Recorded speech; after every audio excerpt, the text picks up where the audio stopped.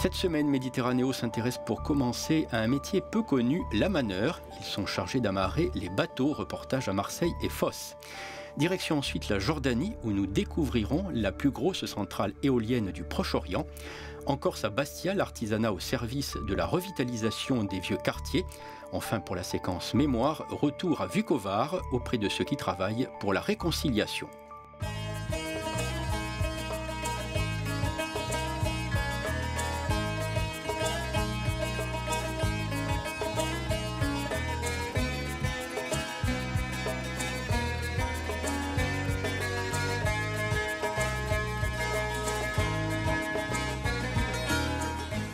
C'est un métier risqué et peu connu. Les lamaneurs sont chargés d'amarrer les bateaux. Ils sont un peu plus de 80 à Marseille et Fos. Le métier a évolué car les navires sont de plus en plus grands.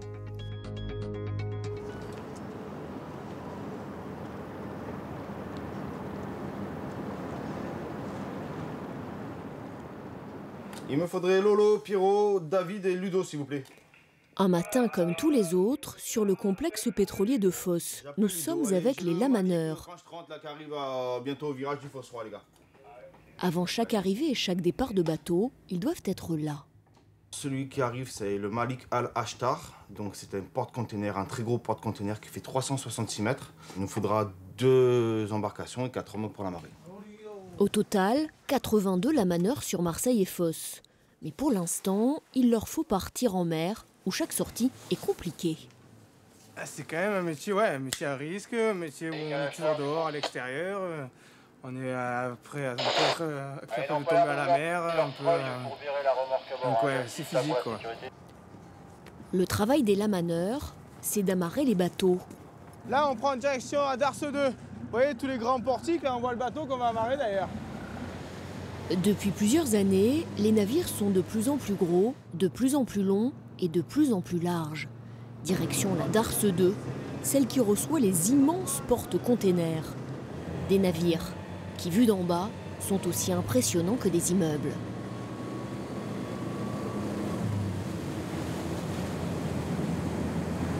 Imaginez nos embarcations qui font 8 mètres et le bateau qui en fait 366. Donc c'est sûr qu'on se sent tout petit. D'autant plus que ceux-là, c'est les plus gros navires qu'on amarre dans le port, donc les plus gros porte-containers actuellement qui rentrent sur le terminal. Moi, je me souviens quand je suis rentré au lamanage, quand on disait qu'on allait faire un gros porte-container, il faisait moins de 300 mètres, quoi, ou déjà entre 200 et 250 mètres. C'était déjà des gros bateaux. Maintenant, ils font 100 mètres de plus. Dans chaque canot, 2 lamaneurs. Ensemble, ils vont devoir récupérer les amarres du bateau pour qu'ils puissent s'approcher tout doucement du quai.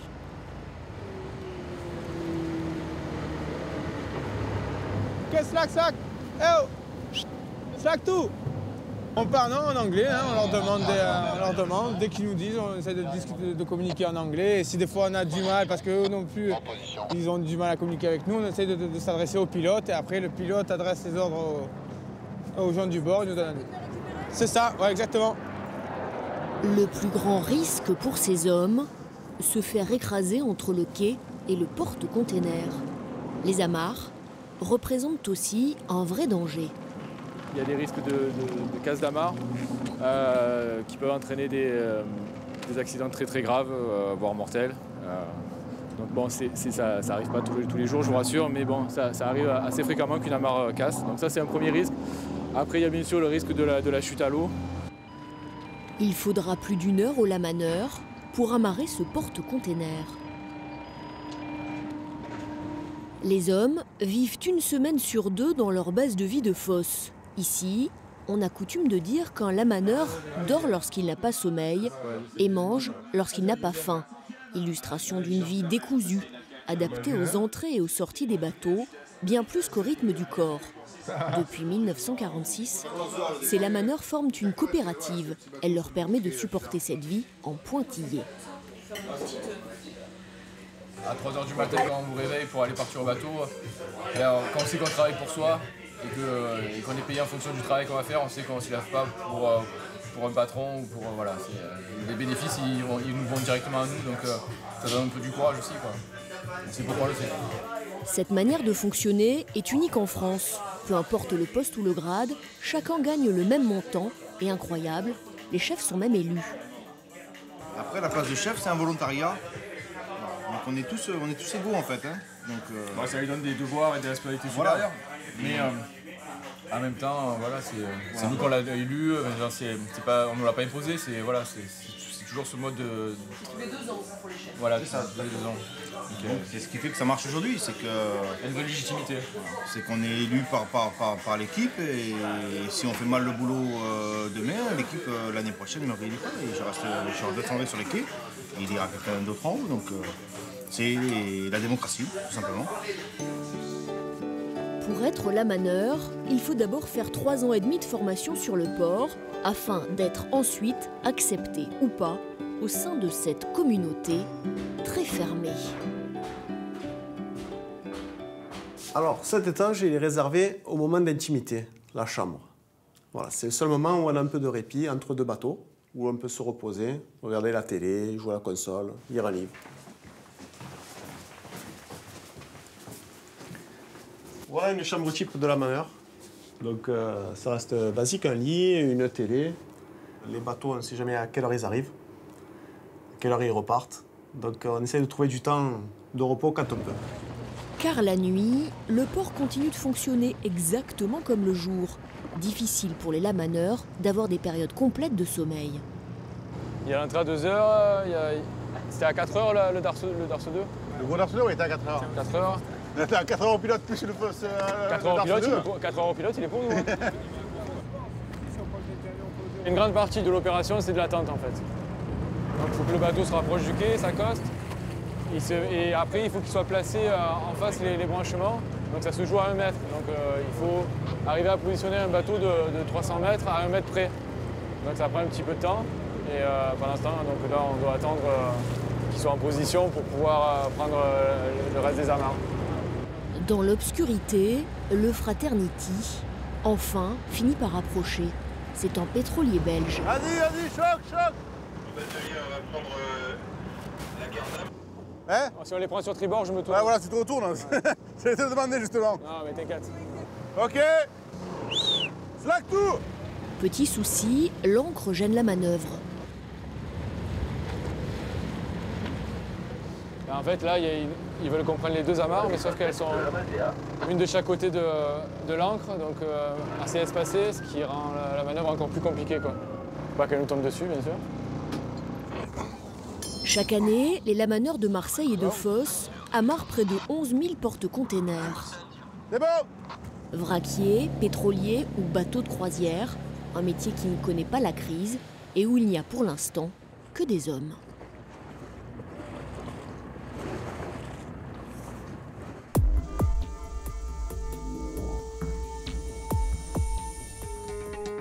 La Jordanie importe 96% de son énergie électrique. Pour mettre fin à cette dépendance très coûteuse, une société privée jordanienne a ouvert en 2014 la première et la plus grande centrale éolienne du Proche-Orient.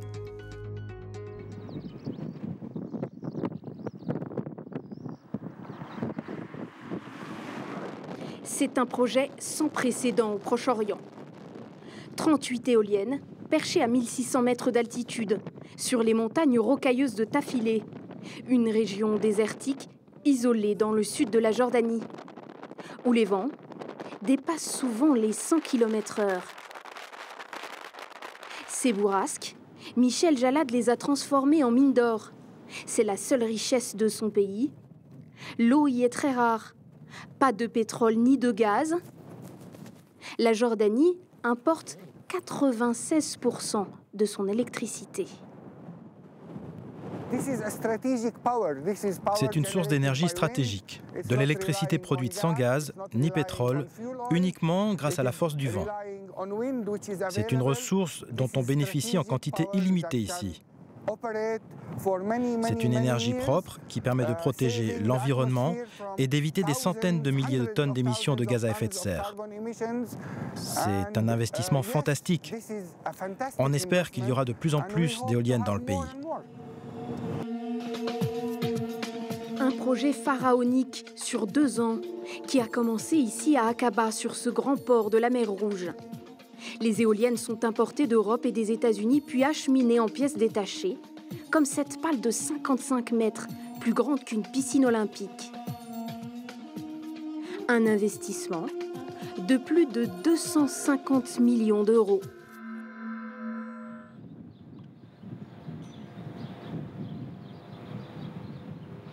Nous sommes au cœur de la centrale, où se trouve le transformateur. Ce matin, les rafales de vent sont très fortes. Mais surprise, juste à côté, 4 stagiaires frigorifiés, dont 3 jeunes femmes. This transformer is the link between the turbine and the national grid. Difficile de suivre le cours dans ces conditions extrêmes pour ces étudiants de l'université de Tafilé, la ville voisine. Mais ils vont devoir très vite s'y habituer. À l'intérieur, les 3 jeunes femmes suivent la démonstration de leur instructeur avec beaucoup d'attention. Qu'est-ce que c'est? C'est l'équipement complet, le harnais de sécurité pour monter au sommet des éoliennes. Dans quelques mois, elles devront être capables de se hisser au sommet des éoliennes, à 110 mètres de haut, et faire face aux rafales de vent avec cet équipement pour seule protection. Je suis fière d'être ici. Lorsque je dis à mes amis que je suis en stage ici, elles trouvent ça génial. Surtout quand je leur raconte que je vais à l'intérieur de l'éolienne, elles trouvent ça juste incroyable. Elles n'ont jamais vu ça.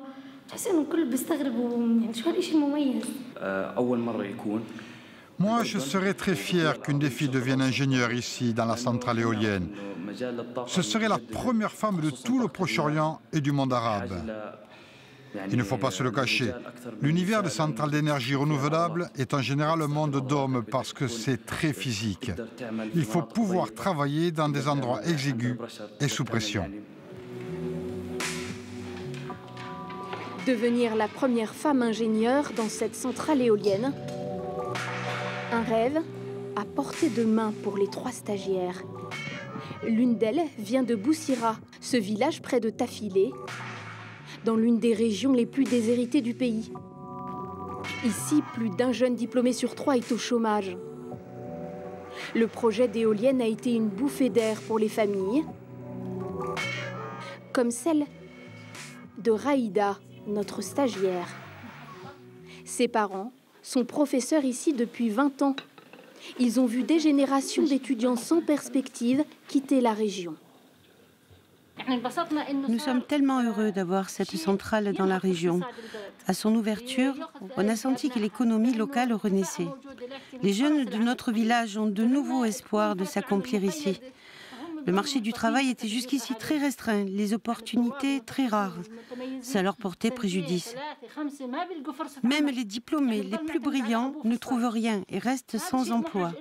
2, 3, 4 ans. Certains vivent au crochet de leurs parents. D'autres font n'importe quel petit boulot pour s'en sortir. Comme Raïda, des centaines de jeunes ingénieurs pourront bientôt développer leur région grâce à l'énergie renouvelable. D'autres éoliennes verront bientôt le jour sur les montagnes jordaniennes. Dans le sud du pays, au milieu du désert, c'est une centrale solaire qui vient tout juste d'être lancée. Ces énergies propres couvrent les besoins de plus de 160 000 foyers et permet au gouvernement d'économiser 45 millions d'euros par an.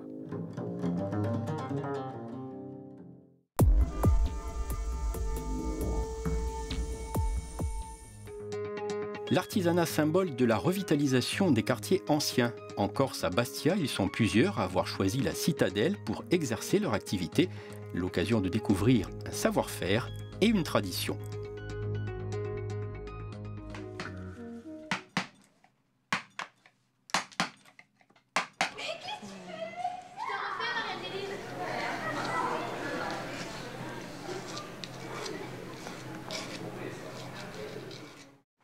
Bonjour Christine. Ça va Martine?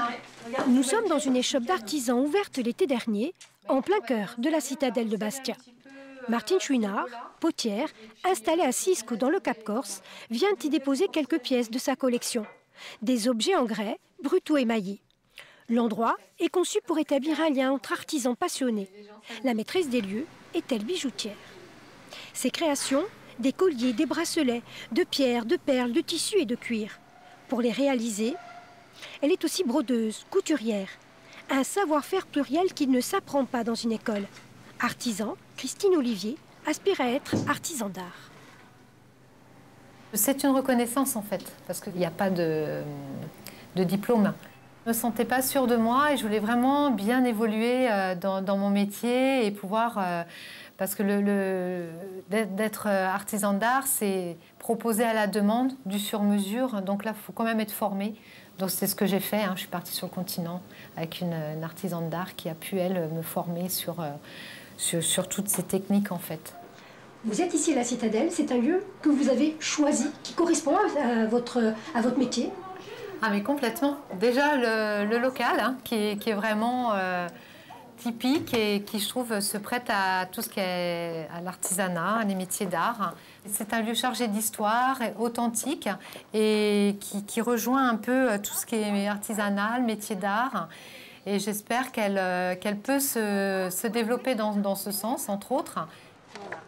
La Citadelle a toujours vécu au rythme des métiers d'artisans. Ils peuplaient les rues, occupaient les caves. Les artistes peuvent-ils les remplacer?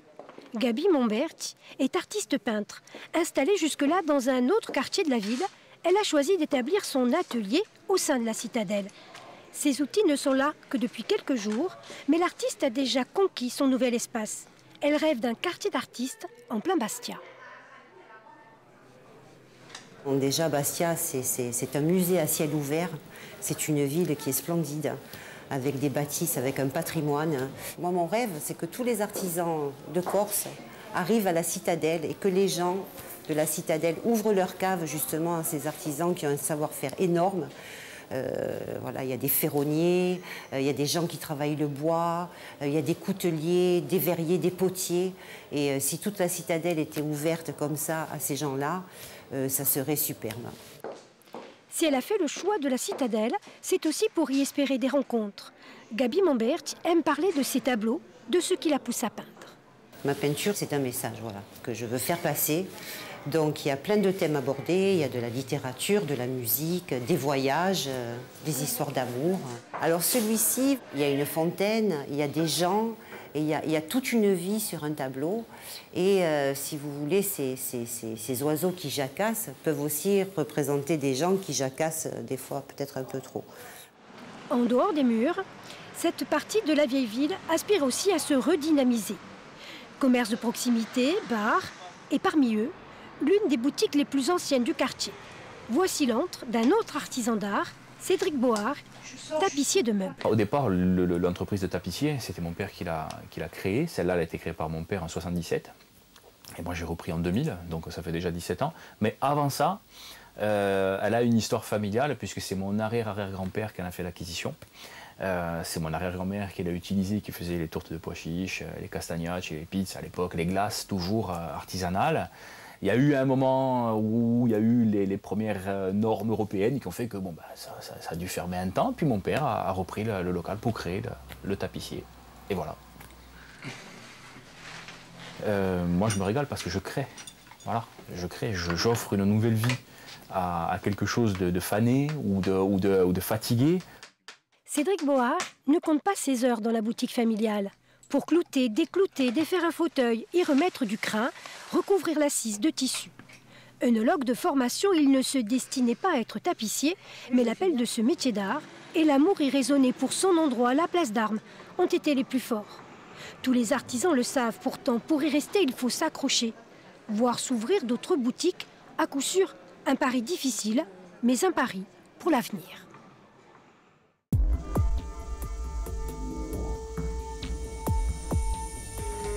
Pour la séquence mémoire, retour à Vukovar, une ville martyre auprès de ceux qui œuvrent à la réconciliation et la reconstruction d'un espace culturel commun.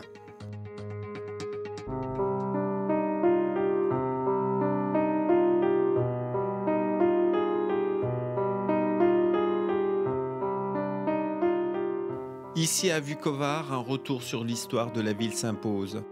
Malgré les nombreuses reconstructions, on découvre à chaque coin de rue les traces de la guerre. 100 jours durant lesquels les habitants, encerclés par l'armée serbe, ont subi les pires atrocités. Devant l'hôpital de Vukovar, Jasna Babic, aujourd'hui en charge de faire de Vukovar une destination touristique, s'arrête un court instant devant le monument à la mémoire de ceux qui sont morts dans ce lieu. À l'intérieur, on découvre les statues représentant la souffrance des victimes de la guerre. Rares sont les caméras autorisées à filmer ce lieu. Jasna Babic a fui la guerre avec ses jeunes enfants, laissant derrière elle son mari et sa ville sous les bombardements. Elle s'en souvient comme si c'était hier. Je suis partie avec mes 2 enfants. Le plus petit avait 20 mois et le plus grand 6 ans, le 13 août 1991. C'était les 2 derniers départs possibles. C'était une chance de pouvoir prendre les 2 derniers bus. Pendant 7 ans d'exil, j'ai dû déménager 6 fois. C'était pas facile. Même le retour à Vukovar ne l'était pas. Mais bon, tout est finalement facile quand on aime sa ville.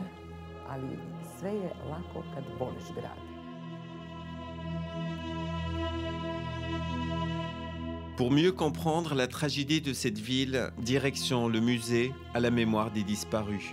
Une pièce sombre où seuls les visages et les maigres objets de ceux qu'on n'a jamais retrouvés éclairent le lieu. Jasna Babic scrute les visages, comme pour ne pas oublier. Mais pour elle, la réconciliation est possible. Serbes, ainsi que les Croates de Vukovar, doivent réapprendre à vivre ensemble. Les cicatrices restent. Les souvenirs ne sont pas tombés dans l'oubli. Vus de l'extérieur, nous paraissons souriants, légers, ce que nous sommes réellement. La réconciliation est possible, même si au fond de notre cœur vivent tous ceux qui ont été tués. Direction l'une des radios de Vukovar. Lui, c'est General Hu, un rappeur croate qui représente l'avenir de cette ville. Pour lui, la culture est un vecteur pour réconcilier les peuples.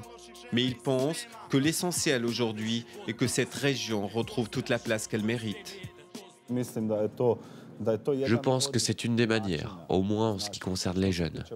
Mais le vrai problème se pose à la sortie de l'école. Les jeunes ne trouvent pas de travail et le problème entre communautés réapparaît à nouveau. Personne n'est heureux lorsqu'il n'y a pas de travail, lorsqu'il dépend de l'aide sociale, lorsqu'il ne sait pas comment se nourrir et subvenir à ses besoins. L'économie comme vecteur de la réconciliation. Pour s'en assurer, direction Borovo, le site industriel de Vukovar. Avant-guerre, il était l'un des plus importants sites de fabrication de chaussures de Croatie. Aujourd'hui, il porte lui aussi les cicatrices du conflit. Mais les ouvriers résistent et s'organisent pour le faire revivre. Ils fabriquent les baskets Startas, devenues à la mode et vendues dans plusieurs capitales d'Europe, et se spécialisent dans la conception de chaussures de sécurité pour les chantiers. Leur crainte aujourd'hui, une privatisation qui mènerait à la fermeture de ces 2 derniers sites de production. On serait très heureux de préserver cette production et de racheter des actions de l'entreprise. Si c'est la condition pour continuer la production et préserver l'emploi pour nos enfants, pour qu'ils aient une perspective d'avenir. On n'est pas contre une privatisation, on est contre celle qui mènerait à la fermeture de la chaîne de production, en laquelle nos employés croient. Les peuples d'ex-Yougoslavie sont liés par une culture et une langue commune. Cet homme le sait mieux que d'autres. Il a créé le festival de cinéma de Vukovar. Et les réalisateurs des pays voisins, ennemis d'hier, sont les bienvenus. Habitant Zagreb, ici, il est toujours le fils du pays. Il veut dynamiser sa ville natale et redonner de l'espoir à ses habitants. La culture en fait définitivement partie, car c'est un moyen pour que les personnes puissent réfléchir.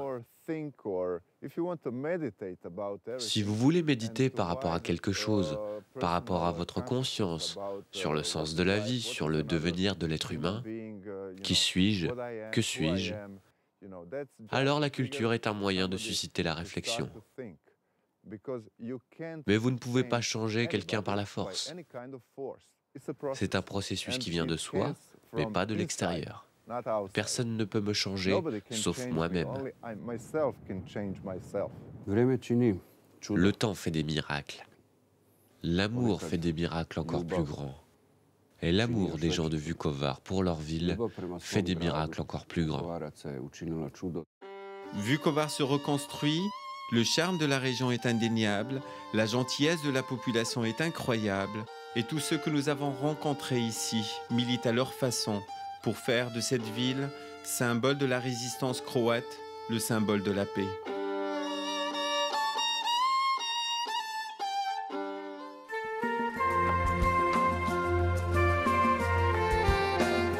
Méditerranéo est terminé pour cette semaine. Rendez-vous très bientôt pour de nouvelles découvertes en Méditerranée.